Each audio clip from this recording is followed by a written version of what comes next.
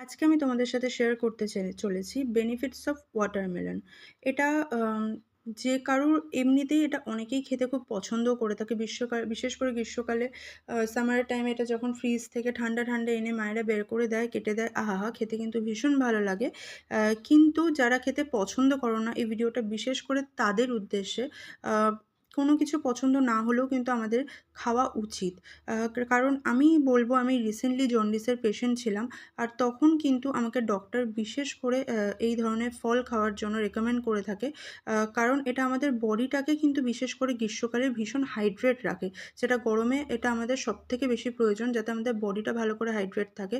তার মধ্যে তাছাড়াও কিন্তু এর মধ্যে রয়েছে প্রচুর বেনিফিটস, ভিটামিন এ রয়েছে, সি রয়েছে, আর তাছাড়া প্রচুর পরিমাণে নিউট্রিয়েন্টস রয়েছে, যেটা আমাদের লোয়ার ব্লাড প্রেশার রাখতে হেল্প করে, ব্লাড প্রেশারকে লো রাখতে। ইনফ্লেমেশন কোনো রকমের কোথাও যদি বডির ভেতরে যদি কোনো রকমের কোনো ইনফ্লেম হয়ে থাকে, সেটাকে রিডিউস করতে কিন্তু সাহায্য করে। যেমন রিসেন্টলি আমি যেমন জানালাম, জন্ডিসে কিন্তু আমার লিভারের ইনফ্লেম হয়েছিল, সেটা কিন্তু এটা রিডিউস করতে ভীষণ হেল্প করেছে। তাছাড়াও কিন্তু এটা muscle recovery, skin health, heart health, এই সব কিছুর জন্য ভীষণ ইম্পর্ট্যান্ট। তো আমি তোমাদেরকে রিকোয়েস্ট করব, বিশেষ করে সামারের টাইমে এই ফলটা তো সবথেকে বেশি পাওয়া যায়।